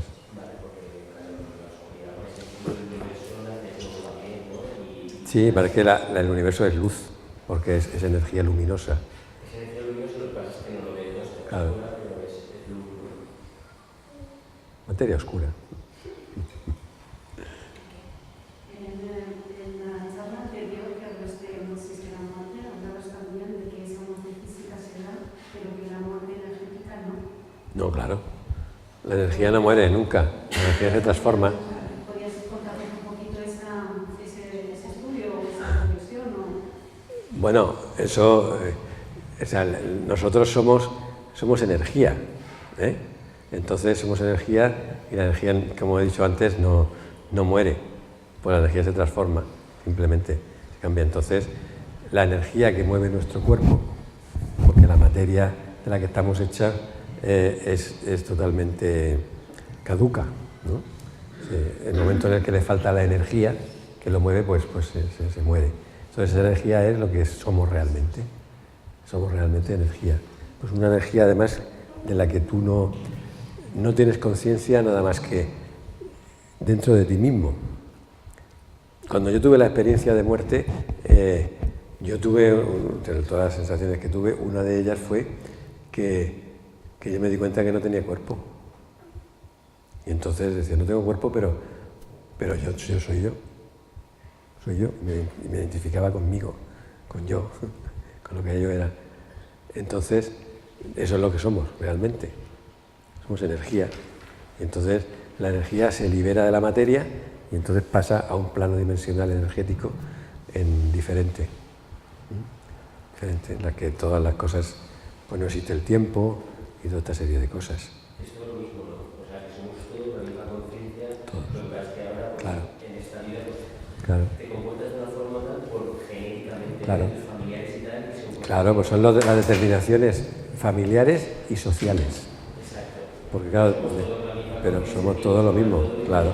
Y de hecho, si te pararas ahora que incluso a pesar de todo el desastre que hay y toda esta serie de cosas que oyes por ahí siempre, pero hay un movimiento más de conciencia y de unión, yo creo, entre las personas que había antes, ¿no? Y eso tú te das cuenta y dices, bueno, pues que esta persona, aunque yo no la conozca y tal, contactas con ella y dices, bueno, pues es igual, siente como yo, piensa como yo, en fin, tiene los mismos planteamientos, las mismas dudas, las mismas inquietudes, todo.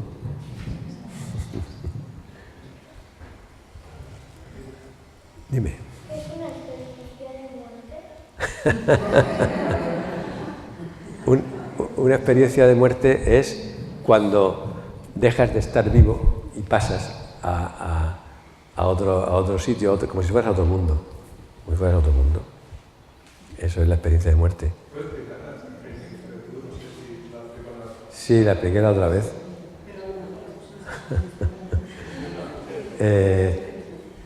No sé. Todavía me da tiempo. Cada 9 tengo que estar en Valencia. No, pero todavía tengo tiempo. Son 8 menos cuarto. Yo tuve una experiencia de muerte cuando tenía 12 años. Tuve una patología muy grave, una obstrucción intestinal, y entonces pues la experiencia que tuve, porque me desahuciaron, me dieron la extrema-unción, toda esta serie de cosas. Y entonces en un momento determinado, pues yo no era consciente, cuando me pasaba eso, no era consciente de que yo me estaba muriendo. Yo pues era consciente de que estaba enfermo, de que me encontraba mal, de que me dolía mucho la barriga, toda esta serie de cosas, signos físicos, pero no de que me fuese a morir. Y en un momento determinado pues me encontré fuera del cuerpo y me fui arriba de la habitación, pero no dentro de la habitación, sino más allá, fuera de la casa, porque mi padre vivía en un tercer piso y no había otro, era el último. Entonces yo pasé fuera y estaba fuera. Y entonces yo veía la escena que se describe mucho en cualquier experiencia de muerte que hayáis leído.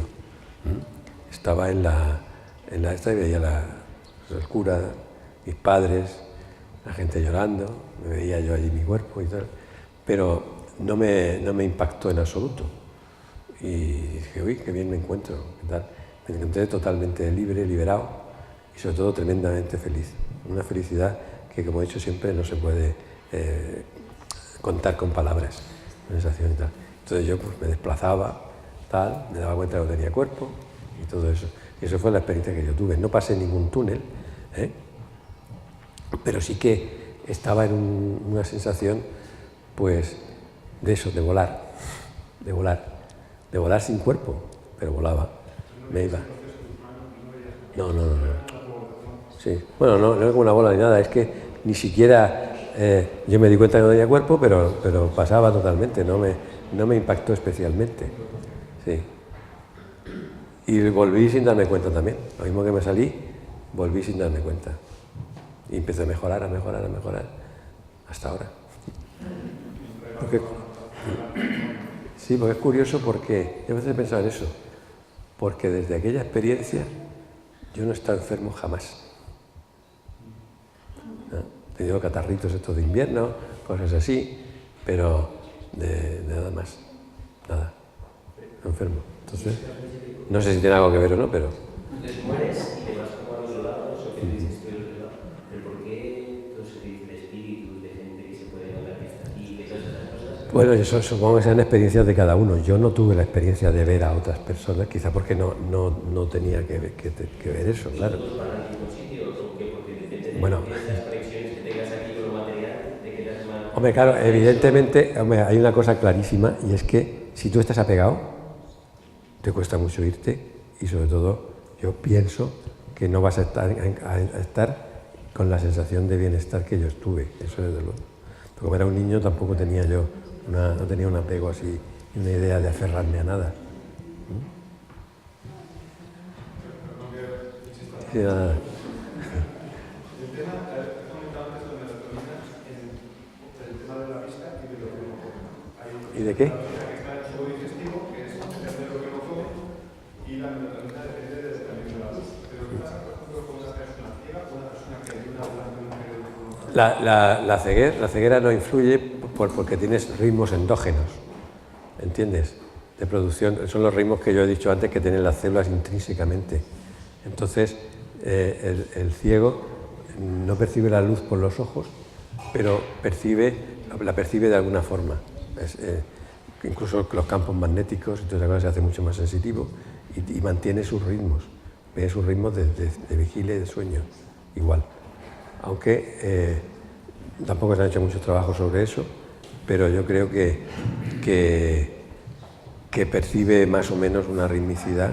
De hecho, la percibe, claro.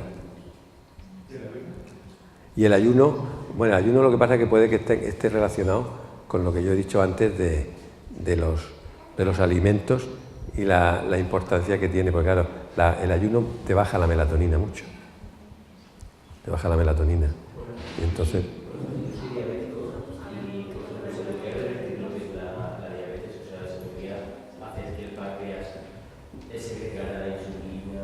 Se podría.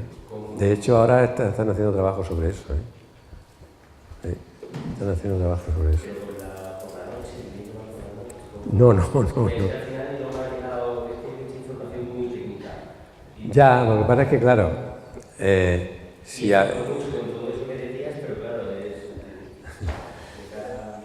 lo que pasa es que, claro, lo que tú me preguntas, ahora mismo yo no te puedo contestar porque no se sabe. Se sabe que se está trabajando mucho, además en un laboratorio en Sevilla, que está dirigido por un valenciano precisamente, y el que fue ministro de Sanidad hace unos años.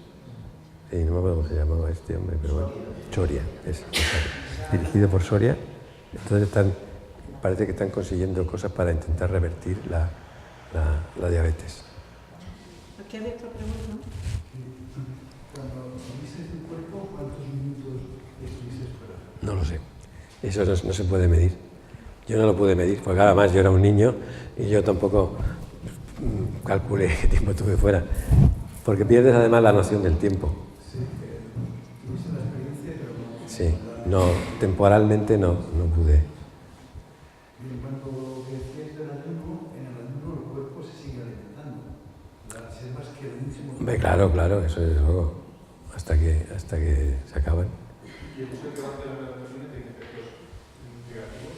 Hay muchos efectos positivos que dicen de reparación, que el cuerpo descansa, pero el hecho que va a hacer tanto la melatonina tiene efectos. Pero es porque al no alimentarte, toda la melatonina que se produce en el intestino, como te he dicho antes, que es más que arriba en la glándula, deja de producirse, porque claro, va bajando porque no te alimentas y entonces falta el estímulo externo, o sea, el sincronizador externo del ritmo. Bueno, el ayuno depende del tipo de ayuno que hagas, del tiempo que estés, claro. Aquí hay otra pregunta. Tú, Jesús. Sí, es que la glándula pineal me interesa mucho, ¿no? Porque parece que no se le da mucha importancia, usted le da mucha importancia a ella. Yo le doy mucha importancia porque anteriormente todas las escuelas iniciáticas han tenido muy presentes, incluso gente que está en sectas importantes de dominio de poder, tienen la piña como símbolo, porque se gustan mucho los símbolos, ¿no? Entonces, claro, se habla mucho de ello, pero lo que yo quiero actualmente, en este tiempo que estamos viviendo, como muchos productos, como pueden ser, por ejemplo, productos refinados, en este caso creo que es el azúcar el principal elemento, son los que al final atraviesan la barrera hematoencefálica y calcifican la glándula pineal. Es decir, que parece que no se le da importancia ahora, cuando antes era muy importante porque era, como usted ha dicho al principio, la cita del alma. ¿Qué me puede decir de esos elementos perniciosos que atraviesan la barrera hematoencefálica? Hombre, de luego el azúcar es mala, el azúcar refinada es mala. Todo lo que sea refinado es malo, no es malo, no es bueno. Es más bueno todo lo que es más natural, lo integral, lo natural, todo eso. Respecto a que producen las calcificaciones, no es así, porque lo que produce la calcificación pineal, que eso se ha estudiado bastante, es la actividad de la glándula. Es decir, se han hecho estudios en todo el mundo, estudios radiológicos, de las calcificaciones pineales en distintas latitudes y en distintas razas. Y entonces la conclusión a la que se ha llegado es que, por ejemplo, en el Ecuador, las calcificaciones pineales son muy pequeñas, muy pocas. Mientras que en los países nórdicos o cuando vas a la zona donde hay mayor oscuridad, hay muchísima más cantidad. ¿Eso por qué? Es porque se produce más melatonina durante la fase de oscuridad que durante la fase de luz. Entonces, claro, eso provoca que haya una calcificación. Son restos del metabolismo, las calcificaciones pineales. También tiene muchas diferencias, ¿no? Porque habrá momentos, cuando más subes al poco, momentos que tienes luz durante casi todo el día. Hombre, ya, claro. Claro, las diferencias estas.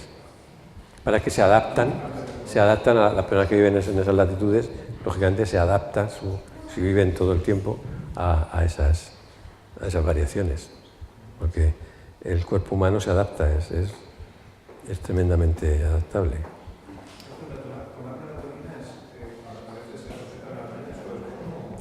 Yo llevo no sé cuántos años tomando melatonina, muchos años. Lo que pasa es que la melatonina que se vende en las farmacias no alcanza más de 5 miligramos. Entonces, es una cantidad que te puede servir como complemento alimentario, de tipo antioxidante y eso, pero vamos, si se quiere hacer un toma de melatonina, más tienes que tomarlas a más dosis. A más dosis. Lo que pasa es que no las vas a encontrar en las farmacias, ni en la sobretería, ni en ningún sitio. Tendrían que hacerte una receta magistral. Y no todos los médicos a lo mejor pues la harían, porque tampoco es una sustancia que se maneje en la terapia habitualmente. Sí, claro. Sí, pero para el dolor quizá menos. Fundamentalmente es para el insomnio. A lo que sí que es importante es que siempre hay que tomarla por la noche. No debes tomarlo. Bueno, primero que si la tomas otro día, a otra hora te da sueño. Pero aparte pueden provocar alteraciones, porque la melatonina precisamente es nocturna. Si tú la tomas a una hora en que no es la fisiológica, entonces puedes alterar los resultados, que sean otros. Entonces, que no funcione la glándula pineal y se separa de los ritmos biológicos de la naturaleza, ¿no? Y de los niveles, básicamente. Y así para Ha comentado antes que, referente a lo del cáncer de mama, que al final hablaría de que era no muy beneficioso para ello, ¿no? Que si nos puede contar. Sí, o sea, lo que se ha visto es porque, claro, se alteran los genes estos de periodos, ¿no? Pues se altera la producción, porque estos son los que regulan la ritmicidad de la noche y el día. Y entonces, si se cambia el turno de trabajo, por ejemplo, pues se ha visto que en las personas que tienen, sobre todo las enfermeras, que hacen turnos de noche, se ha visto que al cabo de los años las incidencias de tumores de mama son mayores en ellas que en otras mujeres, que hay mayores alteraciones, e incluso yo tengo un familiar cercano que lo he vivido eso, que tiene alteraciones del sueño muy importantes, tienes alteraciones de la termorregulación, te da mucho frío, incluso a veces dices, pero ¿cómo tienes frío si hace calor? Y no es posible que ella lo admita, y dice, no, es que sí, pero yo tengo frío, y se abrigan y cosas así, y luego pues tienen alteraciones del sueño muy pronunciadas, de que duermen a lo mejor pues muy interrumpidamente o no duermen por la noche, cosas así. Y eso, claro, a la larga estás alterando el sistema endocrino metabólico y da lugar a las apariciones de tumores de mama. Y eso me refiero a las enfermeras porque quizás es el ejemplo más claro, porque hacen más turnos de noche, ¿no? Pero cualquier trabajo que tenga turnos de noche. Y el que tiene un trabajo siempre de noche, también pasa lo mismo. Sí.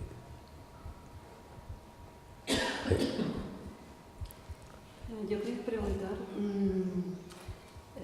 sobre la información ¿cómo llega nuestros ancestros, por ejemplo, a tener la información de hacer unas pirámides como pueden ser pues, la de México, la de Egipto, o cómo podían saber qué tipo de conexión de información tenían con si iba a llover, o si sabían dónde estaba el norte, o el que tenían que hacer? ¿De dónde surge esa información? Es que parece ser que claro, aquí lo que nosotros creemos que es la historia o ha sido la historia, pues no ha sido así.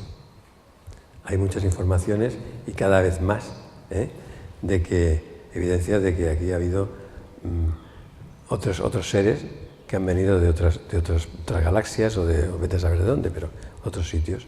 Y entonces incluso hay unos libros que además está escrito por un arqueólogo y por un arqueólogo y además un especialista en lenguas que murió hace poco, además hace un par de años así, y que este hombre pues dice que aquí hubo civilizaciones antes del diluvio, cuando todavía en el planeta se estaba en la fase de Homo no sapiens todavía, pero un Homo evolucionado, pero un Homo todavía, un mono.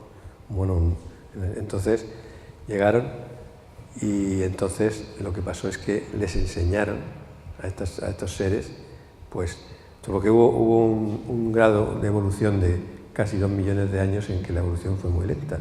Entonces hubo un momento en la historia en la que de repente esa civilización que iba tan lenta, de repente dio un salto muy, muy importante, porque apareció la agricultura, apareció la lengua escrita, aparecieron toda una serie de cosas y entonces a partir de ahí se inició y entonces estos seres parece que son los que realmente, y además incluso es más aún, porque claro, si esto es cierto, claro, rompe totalmente la idea de lo que dice el Génesis, ¿no? Hablando de Zecaria Sitchin. Porque entonces él dice que realmente estos seres están muy evolucionados técnicamente y vete a saber hasta qué nivel, ¿no? Y entonces estos seres lo que hicieron era que estuvieron experimentando genéticamente con los monos evolucionados que había, y entonces consiguieron, después de muchísimos fracasos que tuvieron, consiguieron crear un ser humano, tal como lo conocemos ahora, que le llamaron Adán, o sea, el Adán, y fue el comienzo de la civilización. Entonces, estaban muy evolucionados, entonces estos seres son los que evidentemente infundirían o harían ellos mismos, no la gente que estaba aquí, harían ellos mismos todos los restos que hay por arqueológicos tan grandes, porque por ejemplo, claro, ya están haciendo, por ejemplo, todas las inscripciones que se han encontrado en las pirámides, y no solamente las de Egipto, sino otras, de estructuras que parecían naves espaciales o aviones o tal, la NASA las ha estado haciendo a la escala que han dicho ellos, porque estaban así dibujadas y tal, y entonces paradójicamente se han dado cuenta de que sometiendo a túneles de viento y a otra serie de cosas pueden volar perfectamente o podrían volar perfectamente. O sea que, e incluso que francés, arqueólogo también, Anton Parks, sí. Que también ha estudiado medios.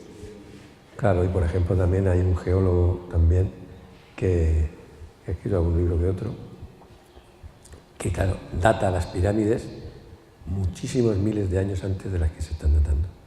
Habla de 12.000 años más o menos, porque fueron construidas en un momento en el que el desierto era un vergel, porque han visto haciendo estudios estratigráficos de la Tierra, de donde está implantada la gran pirámide de Keops y sobre todo la esfinge, que dice que es anterior a las estas, y que efectivamente datan los sedimentos que hay allí de una época en la que había mucha agua. Por eso es un misterio lo que ha pasado antes que de ahora. Sobre el tema de los ciclos circadianos, en la serie de canales hay médicos que lo recetan para dolor o para problemas de artritis o Parkinson, convulsiones, todas estas cosas que tienen que ver con el cerebro. ¿Usted qué opina? Porque antes he comentado que el tema de las drogas pues, que pueden alterar los ciclos circadianos. Sin embargo, hay casos en los cuales también pueden unas personas. Ya, lo que pasa es que cuando yo hablo de eso es cuando me refiero a drogas duras. El cannabis no es una droga dura, es una droga, evidentemente, pero que puede tener sus efectos beneficiosos en estos casos concretos, porque se ha visto que es así. Pero a lo mejor a ciertas edades muy tempranas no es. Lo que pasa es que no es adecuado, claro, porque además tampoco está muy estudiado eso. Entonces, pues crea dependencia, aunque sea poca, pero el que fuma habitualmente cannabis le cuesta trabajo dejarlo, igual que el tabaco, ¿no? Quizás porque tiene una base también, había que verlo eso, ¿no? Una base de dependencia hacia las drogas, ¿no? Porque al fin y al cabo el que fuma tabaco y no lo puede dejar es un drogodependiente, igual que nosotros. Entonces se engancha con el tabaco, pero podía haberse enganchado con cualquier otra cosa.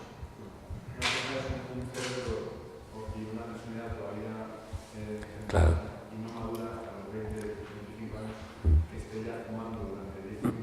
Hombre, claro. Claro.